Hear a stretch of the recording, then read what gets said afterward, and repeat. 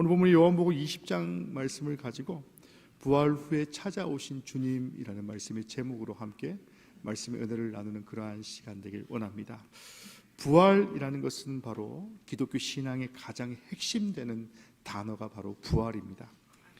그렇게 예수의 제자되었던 사도들도 예수 그리스도의 부활 승천 이후에 큰 권능을 받게 되고 담대히 저들이 부활하신 예수 그리스도를 전하게 되는 증언자의 삶을 살게 된 것입니다. 이에 우리는 그리스도의 십자가의 부활을 통해서 바로 구원을 받았고 새로운 하나님의 백성이 되었다라고 생각해도 과언이 아닌 것이지요. 지난 수요 기도회에 우리 이영은 담임목께서 설교를 하였는데 당신이 맡고 있는 그 유치부 어린이들에 대한 그런 일화가 있어서 제가 소개하고자 합니다. 유치부 아이들을 담임목께서 부활절 설교를 하고 있는데 한 아이가 이렇게 질문을 했다고 합니다. 담임보님, 왜 예수님은 매년 십자가에 달리시고 매년 부활하시나요? 라고 이렇게 질문을 했다고 합니다. 근데 이영은 담임보가 대답이 참으로 기가 막힌 그런 현답을 했던 것 같아요. 제가 너무 그 대답이 셈이 나서 자세하게 얘기하고 싶지 않을 정도입니다. 우리가 태어난 생일은 한 번이지만 어떻습니까? 그 생일을 매년 축하하는 것처럼 예수님의 고난과 부활을 매년 기념하면서 기념하는 것으로 끝나는 것이 아니라 그렇게 살기로 노력하는 것이다 라고 아이에게 설명했다라고 합니다. 참으로 어떻습니까? 우문현답이죠. 가장 가치 있는 그러한 대답을 한 것입니다. 이처럼 아이들 눈에 보았을 때에는 굉장히 의아한 사건이 바로 부활의 사건입니다. 매년 기념해야 하는 그 부활, 그 고난의 사건은 어떻습니까? 금주해도 오늘 본문의 요한의 증언을 통해서도 예수님이 하나님의 아들이시고 하나님께서 보내신 그리스도이심을 믿게 하시는 그러한 본문으로 다시 한번 우리에게 상기하고 있는 것입니다. 그래서 오늘 본문의 말씀, 이후의 말씀 20장 31절 말씀을 보시면 오직 이것을 기록함은 너희로 예수께서 하나님의 아들 그리스도이심을 믿게 하려 하며 또 너희로 믿고 그 이름을 힘입어 생명을 얻게 하려 함이니라 라고 말씀합니다. 그리스도께서 이 땅에 오시며 부활하셨고 승리하셨음을 증언하고 계신 것입니다. 또한 그리스도께서 7번의 스스로의 자기 선언을 통하여서 바로 예수님의 행하신 표적과 이적을 통하여서 당신 스스로가 누구인지를 계속해서 알 수 있도록 또 알기를 분부하고 계셨다라는 것입니다. 이러한 일련의 모든 사건들은 가장 결정적인 증언이 있었기 때문입니다. 바로 그리스도의 부활과 그리스도의 고난과 죽으심과 부활을 보여주시기 위한 그런 증언 가운데 있었다라는 것이지요. 사랑하는 이 영등포영문의 공동체도 마찬가지입니다. 우리 공동체가 부활하신 주님을 맞이하게 되므로 하나님의 놀라운 은혜를 누리는 이유가 바로 이것에 있다라는 것입니다. 앞서 말씀드렸던 유치부 아이의 의문처럼 부활신앙으로 하나님의 나라를 누리지 못한다면 그러한 성도다라고 한다 할지라도 결코 완성된 하나님 나라를 소망할 수 없게 된다라는 사실을 다시 한번 기억할 수 있는 그러한 성도들이 되시기를 주님의 이름으로 간절히 축원합니다. 오늘 본문의 19절 초반부 말씀을 보시면 유대인들을 두려워하는 그러한 제자들 또 예수를 따르는 이들을 볼 수 있습니다. 부활의 사건 이후에 예수 그리스도의 십자가는 제자들과 성도에게 있어서 여전히 가장 중요한 사건이 되었다라고 말합니다. 오늘날에도 예수 그리스도의 십자가의 사건은 우리를 살리는 위대한 생명의 사역이 된 이유도 바로 이와 같은 이유인 것이지요. 그러나 제자들은 예수님의 십자가가 부활과 연결되어 있다라는 것을 알지 못했습니다. 그래서 그 예수 그리스도의 죽음 앞에 저들이 두려움에 휩싸였다라고 말씀합니다. 그들은 사람들이 두려웠고 미래가 걱정되었다라고 말합니다.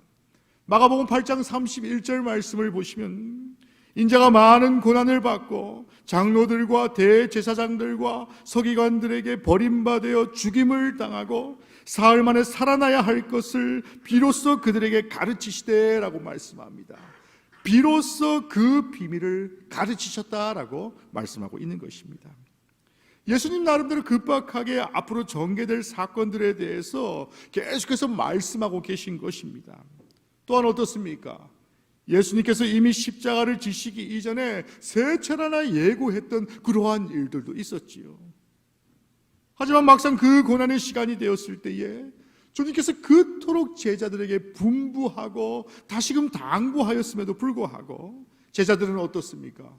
눈에 보이는 두려움으로 인하여서 절망 때문에 모든 것들을 다 잃어버리게 되는 그러한 일들이 벌어지게 되었다라는 것입니다.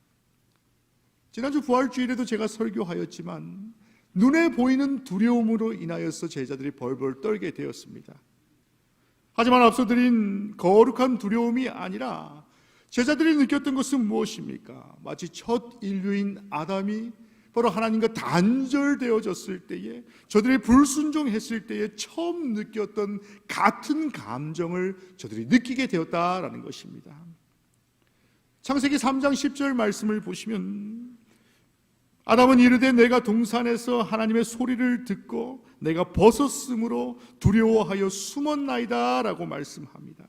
그러니까 하나님의 관계가 단절되었을 때에, 하나님과 아담의 관계가 단절되었을 때에 그는 이전에 한 번도 느껴보지 못했던 수치심이라는 것을 느끼게 되었습니다. 또 어떻습니까? 죽음의 공포라는 것을 느끼게 됨을 통하여서 이전에 한 번도 저가 경험해보지 못했던 두려움이라는 것을 경험하게 된 것입니다. 어찌 보면 오늘 본문의 예수 그리스도의 제자들도 이러한 두려움 가운데 휩쓸리고 있었다라는 것입니다. 혼자 스스로 하나님을 떠나서는 살 수 있을 것이다 라고 생각했을 수도 있습니다. 아담이 그러했지요. 하지만 하나님과 분리되는 순간부터 어떠합니까? 모든 것이 분리되고 모든 것이 무너지는 것을 경험하게 되었다라고 말씀합니다. 그런데 더 놀라운 것이 있습니다. 두려움 가운데 빠져있던 아담을 바로 주님께서, 하나님께서 찾아오셨다라고 말씀하고 있는 것이지요. 하나님이 말씀하십니다. 내가 어디 있느냐라고 말씀하십니다.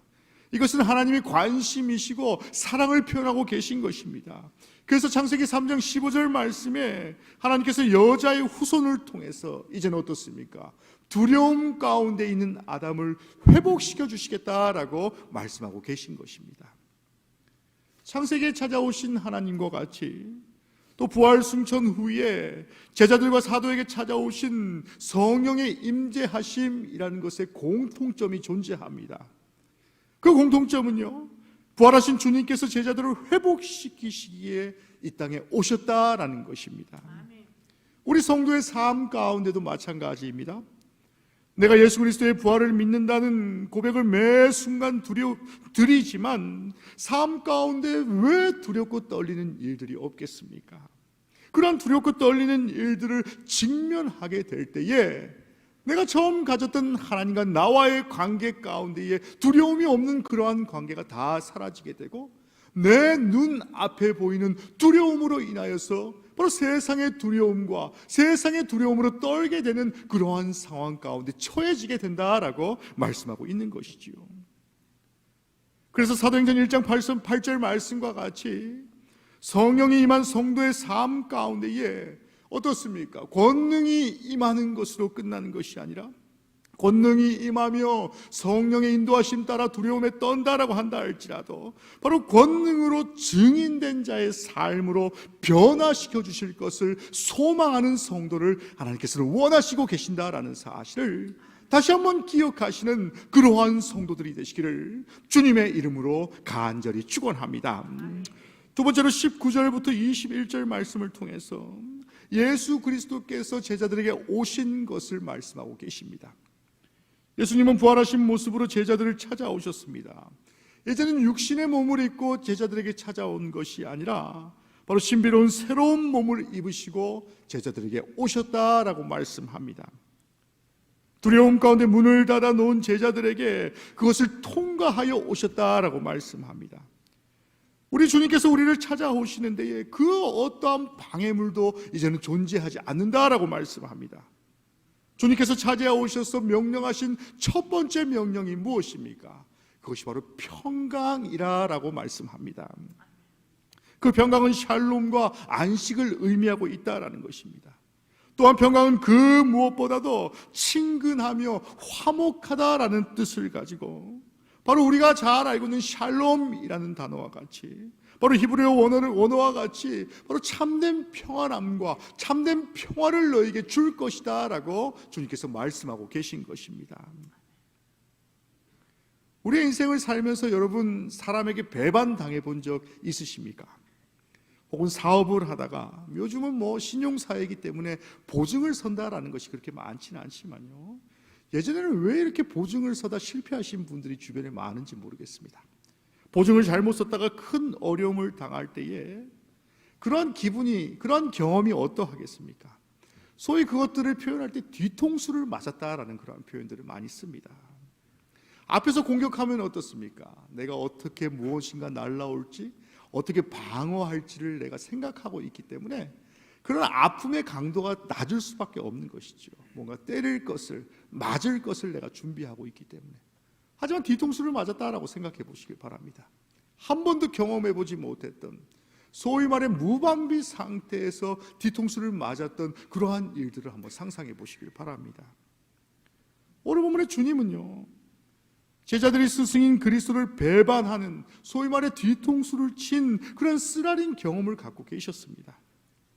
하지만 인간의 관계에서는 어떻습니까? 내가 맞은 만큼 돌려줘야 되겠다라는 생각, 이해는 이고 눈에는 눈의 심정으로 철저하게 응징하겠다라는 그러한 생각이 들지 모르겠지만, 주님은 여전히 그럼에도 불구하고 화평의 상태를 유지하셨다라고 말씀하고 있는 것입니다.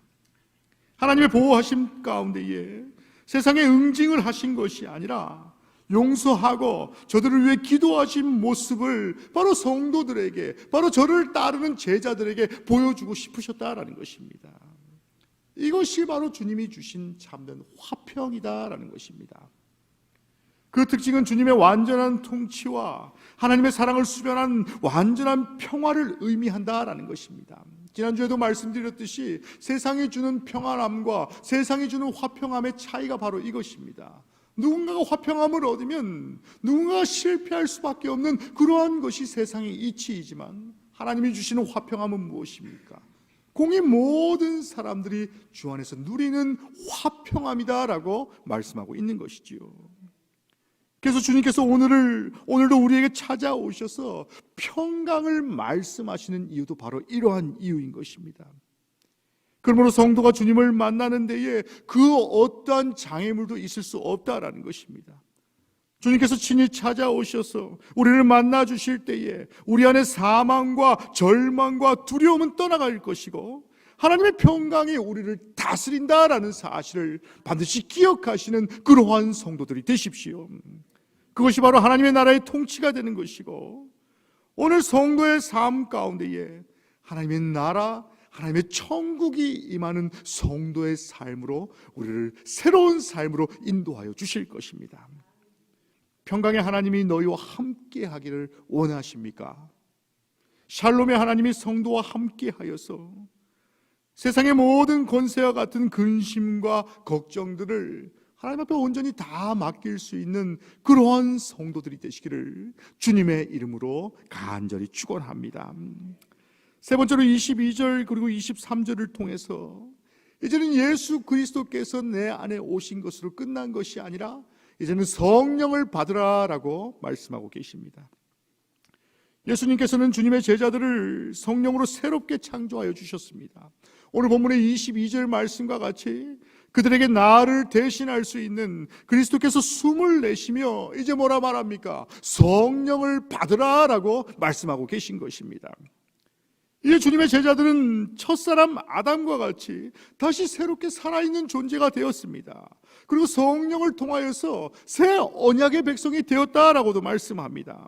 그리고 그 그리스도가 오시면 이루시겠다라고 말씀하신 그 약속이 성도를 통해서 성취될 수 있도록 우리를 인도하여 주셨다라는 것입니다. 그래서 창세기 2장 7절에 생기를 그 코에 불어넣으시니 같은 그 단어와 같은 그러한 것들을 사용하는 이유도 바로 성령 충만함의 이유다라는 것이지요. 예수님은 이미 여러 차례 성령을 주시겠다라고 약속하여 주셨습니다. 세상의 평화와 확연히 다른 그리스도의 평화가 바로 성령과 함께 동행하였다라고 말씀하고 있는 것입니다. 그러므로 사랑하는 성도 여러분, 이 평화를 적극적으로 누릴 수 있는 그러한 성도의 삶을 사십시오. 로마서 5장 1절 말씀과 같이 사도 바울은 그러므로 우리가 믿음으로 의롭다 하심을 받았으니 우리 주 예수 그리스도로 말미암아 하나님과 화평을 누리자라고 말씀합니다. 믿음으로 의롭게 된 자의 삶으로서 내 삶의 사소한 것에 대해서 염려하거나 근심하는 것으로 끝나는 것이 아니라 두려워하기보다는 나와 함께 호흡하시는 성령님께 모든 것들을 다 맡길 수 있는 그러한 성도가 되시길 간절히 축원합니다. 내 모든 것들을 다 내려놓고 성령과의 교감함을 기억할 수 있는 그러한 성도, 그러한 저와 여러분이 되시기를 주님의 이름으로 간절히 축원합니다. 성령 받은 자의 삶에서 끝나는 것이 아니지요. 성령 받은 자는 이제는 전하는 자로 하나님께서 사용하신다라고 말씀합니다. 마지막으로 성령을 주시고 전도자로 파송해 주셨습니다. 오늘 본문의 21절 말씀입니다. 너에게 평강이 있을지어다. 아버지께서 나를 보내신 것과 같이 나도 너희를 보내노라 라고 말씀하시면서 예수님은 제자들에게 성령을 주시고 바로 제자들을 세상 가운데에 파송하시는 그러한 모습을 보여주십니다. 여기서 아버지께서 아들을 보낼 때 사용하는 보내신이라는 단어는요, 바로 파송하다라는 의미를 가지고 있습니다. 그 파송이 무엇입니까? 어떠한 권위를 그 사람에게 부여했다라는 것입니다. 그저 보내는 것이 아니라 바로 아비가 가졌던 그 권위를 자녀에게, 바로 전도자에게 똑같이 부여했다라고 말씀하는 것입니다. 부활하신 주님께서도 제자들에게 사도의 사명을 주시고 또 아버지가 주신 권위도 주어서 담대히 복음을 전하도록 보내심과 같이 오늘을 살아가는 성도의 삶 가운데에도 보혜사 성령님을 통하여서 성도에게 직분을 허락하여 주셨습니다. 또 성령 세례를 통하여서 하나님의 말씀을 전하는 자로 우리를 불러주셨다라는 사실입니다. 구세군은 부활주일부터 성령 강림주일까지 50일을 전통적으로 전도 운동을 독려하는 그러한 기간으로 사용하고 있습니다. 십수년부터 해온 전도 운동, 올해도 맞이한다라는 기분, 어떠한 기분이 드십니까? 마치 유치부 어린아이와 같이요, 작년에도 오셨던 하나님, 올해도 고난받으실 주님, 매년 왜 주님은 십자가를 지시고 매년 주님은 왜 부활하십니까? 라는 그러한 매너리즘에 빠져있는 그러한 성도는 계시지 않습니까? 그런 고민을 했던 유치부 아이와 같이 내 삶 가운데에 올해도 그냥 지나가겠거니라고 고민하는 그러한 성도가 계시지는 않습니까? 오늘 주보를 보시면 묵직하게 함께 동봉되어 있는 그런 작은 수첩 하나를 보셨을 것입니다. 전도 여건이죠. 우리 한번 다 같이 한번 들어볼까요? 한번 들어보십시오. 벌써 가방에 넣으신 분도 계실지 모르겠지만요, 다 한꺼번에 들고 계시니까 제가 이 앞에서 강단에서 보니까 공산당 우리 당원 대회 하는 것 같이 보이는데요, 전도 여건이 준비되어 있습니다. 작년에도 올해도 부활하신 주님을 축하하는 것으로 끝나는 것이 아니라 어린 아이에서부터 노년에 이르기까지 바로 내가 움직일 수 있는 힘이 있는 자라면 누구든지 영등포 영문의 모든 공동체는 바로 이 여건을 가지고 반드시 여행을 떠나시는 그러한 성도들이 되시길 간절히 축원합니다. 밤새 사역자들이 고민하고 그린 당신이 떠나야 할 여행지가 어딘지를 한번 체크해 보십시오. 성령의 강권하심을 체험할 절호의 찬스를 오늘 제가 부여해 드리겠습니다. 이 전도 여건으로 우리의 신앙의 회복을 다짐해 보시길 바랍니다. 전도자로서의 직분의 변화된 삶을 한번 누려보시길 바랍니다. 그 사용법은 너무나도 간단합니다. 이 전도 여건에서 지정하는 여행지로 반드시 내가 여행만 떠나면 된다라는 것입니다. 혼자 가셔도 되고요, 둘이 가셔도 되고 때로 가셔도 돼도 상관없습니다. 젖먹이 어린아이 유치부부터 교회 가장 높으신 우리 사랑의 회원들까지 모든 부서와 모든 군우가 빠짐없이 전도 구역이, 여행 구역이 존재하는 이유가 바로 이러한 이유입니다. 이 말인 즉슨 무엇입니까? 내가 빠지게 되면 아무리 다른 전도 요원들이 전도를 많이 한다라고 한다 할지라도 구멍이 나게 되고 그 그물에 구멍이 나는 그 구멍으로 모든 사람들이 다 빠져나간다라는 생각을 반드시 기억하시길 바랍니다. 그래서 반드시 지정하는 구역에 준비된 전도지와 전도 용품을 가지고 담대한 마음으로 그 자리에 가시길 간절히 원합니다. 혹여나 나는 죽어도 못하겠습니다라고 생각하시는 분들 계십니까? 하지만 반드시 해야 할 미션 하나는 반드시 완수하십시오. 내가 두렵고 떨려서 이 전도지를 상대방에 도저히 주지 못하겠다라고 생각하시는 분들 계신다면, 그럼에도 불구하고 그 자리에는 반드시 도달하셔서 바로 그 땅을 위해서 기도하시는 그러한 성도들이 되시길 간절히 축원합니다. 그 땅을 바라보면서 내가 맡은 지역을 성령과 함께 다시 한번 느껴보시는 그러한 성도들이 되십시오. 그리고 기도합시다. 하나님, 내가 지금 밟고 있는 이 땅이, 이 지역이 바로 그리스도의 지경이 되길 원합니다라고 기도하십시오. 그리고 선포하십시오. 나사렛 예수 그리스도의 이름으로 내가 명하노니 내가 밟고 있는 이곳에 공중 권세 잡은 자가 있다면 사라지게 하여 주시옵시고, 바로 이 땅이 우리 영등포 교회의 지경이 되게 하여 주시옵소서. 이 땅이 우리 영등포 영문의 고유의 땅이 되게 하여 주시옵소서라고 선포하고 기도할 수 있는 우리 사랑하는 모든 성도들이 되시기를 주님의 이름으로 간절히 축원합니다. 그래서 한 주간 짧은 시간이라도 교회를 위해서, 전도자를 위해서, 이런 양들을 위해서 기도하십시오. 그리고 나 스스로 교회에 돌아와서 도장만 찍으시면 된다는 것입니다. 이전처럼 담임사관이 확인하지도 않을 것이고요, 선교정교님이 아무개 부교, 아무개 대원 도장 잘 찍었어 안 찍었어, 왜 지난주에 하지 않았어라고 책망하지도 않을 것입니다. 스스로 모든 것들을 해야 되는 그러한 기간이 바로 이 50일의 기간인 것입니다. 하지만 무엇입니까? 성령의 인도하심에 따라서 반드시 자신이 맡은 구역에 가서 하나님의 임재하심을 다시 한번 체험하고 경험할 수 있는 그러한 성도가 되시기를 주님의 이름으로 간절히 축원합니다. 그리고 반드시 기억합시다. 세상에 많은 사람들이 전도가 효과가 없는 그러한 시대를 살고 있다라고 생각한다 할지라도, 내가 주는 전도지 가운데 얼마만큼 많은 사람이 우리 교회를 찾아오겠냐라는 그런 비관적인 생각이 든다라고 한다 할지라도, 무엇입니까?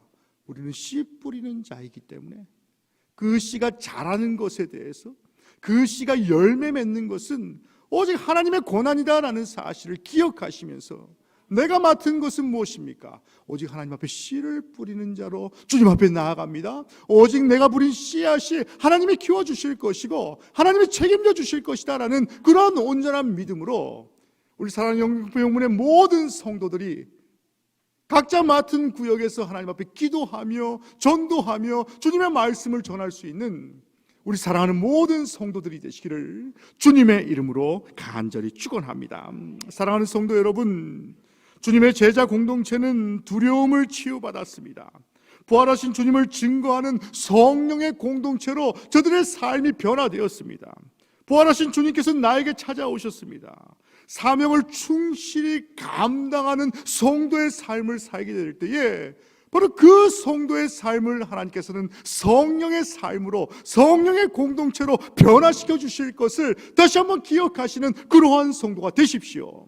그리고 내 삶 가운데에 맡은 바 최선을 다하는 그러한 성도의 삶을 살 때에 하나님께서 분명히 뿌린 자의 삶을 책임져 주실 것이고, 씨 뿌리는 자의 인생 가운데 하나님 함께 하실 것이며, 반드시 그 씨앗들이 열매 맺게 됨을 내 눈으로 확인할 수 있도록 하나님께서 체험시켜 주시며 함께 하실 것이며 인도하여 주실 것을 다시 한번 기억하며 소망하시는 우리 사랑하는 영등포 영문의 모든 성도들이 되시기를 주님의 이름으로 간절히 축원합니다. 아멘. 우리 시간에 함께 찬양하시고 함께 기도하는 그러한 시간 갖도록 하겠습니다.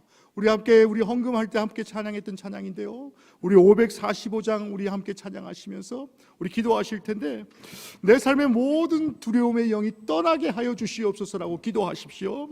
이 교회가 오직 부활하신 주님을 증언하는 성령의 공동체가 되길 원합니다라고 선포하십시오. 또 나의 삶이 전도자의 사명을 감당하는 그런 전도자의 삶을 살길 원합니다라고 서원하는 그러한 시간 되길 간절히 원합니다. 우리 545장 찬양하시고 함께 기도하도록 하겠습니다. 우리 박수하시면서 함께 찬양합니다. 이 눈에 아무 증거 아니 되어도 믿음만을 가지고서 늘 걸으며 이 귀에 아무 소리 아니 들려도 하나님의 약속 위에 서리라. 걸어가세 믿음 위에 서서 나가세 나가세 의심 버리고 걸어가세 믿음 위에 서서 눈과 위에 아무 증거 1절 한 번 더 찬양합니다. 1절 한 번 더. 이 눈에 아무 증거 아니 되어도 믿음만을 가지고서 늘 걸으며 이 귀에 아무 소리 아니 들려도 하나님의 약속 위에 하나님의 약속 위에 서리라. 걸어가세 믿음 위에 서서 나가세 나가세 의심 버리고 걸어가세 믿음 위에 서서 눈과 귀에 아무 증거 없어도. 아멘. 우리 시간에 기도하실 때에 하나님 내 삶의 모든 두려움의 영이 떠나가게 하여 주시옵시고 이 교회가 오직 부활하신 주님을 증언하는 성령의 공동체가 되게 하시며 나의 삶이 말씀을 듣는 자의 삶에서 하나님의 말씀을 전하는 전도자의 사명을 잘 감당케 하여 주시옵소서라고 우리 한 목소리를 짧게 함께 기도하도록 하겠습니다. 함께 기도합니다. 사랑과 은혜가 충만하신 하나님,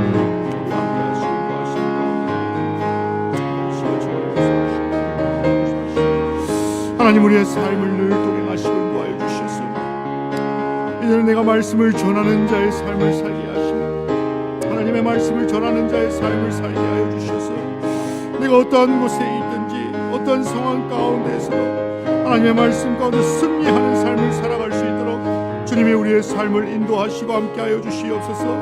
어떠한 상황과 조건 가운데서도 믿음으로 선포하게 하시며 믿음으로 주님을 만나게 하시며 믿음으로 주님의 뜻 가운데 서게 하여 주셔서 오직 주님의 뜻 가운데에 아버지 화평케 하는 자의 삶으로 아버지 평강의 하나님이 우리와 함께 하시며 인도하시고 함께 하여 주시옵소서. 그래 우리 모든 성도의 삶이 전도자의 삶을 살게 하시며 부활하신 주님을 증언하는 성령의 공동체가 되게 하여 주시옵소서.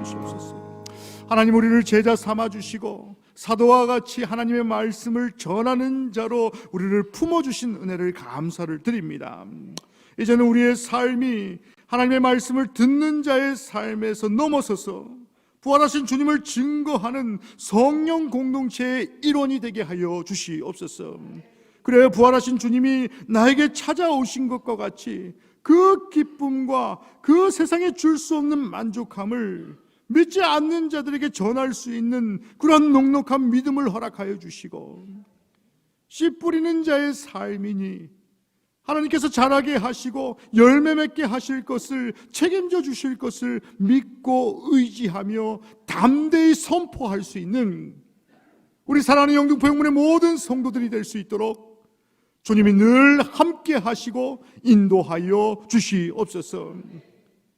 이 모든 말씀 우리를 사랑하시는 예수 그리스도 이름으로 간절히 기도하였습니다. 아멘.